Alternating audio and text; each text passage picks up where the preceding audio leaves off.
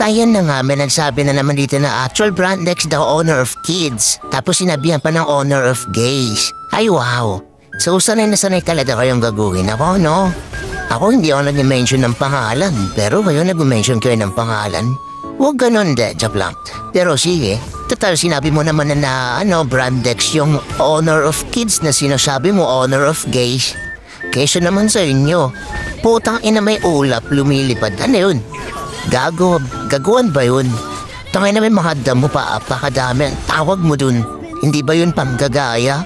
Uy, Marita, yung damo nyo marami na. Uy, tapos na pagbabalitaan ko pa na yung mga pader nyo, butas-butas na. Uy, ang inaan tawag mo dun, hindi ba yun panggagaya, tol? Baka nga patagalan kaya yun na yung mapa ng owner of kings eh. Bakit? Hindi ba totoo? Pero sige.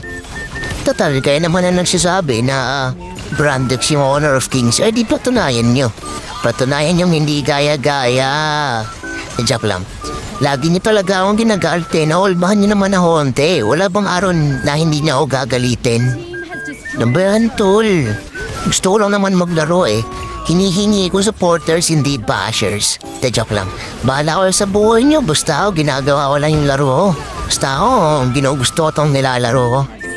Dahil na rin Honor of Kings dyan, marami pa maraming mga events kaya nila Boss D, Johnny, Liu Miho. Download na kayo guys.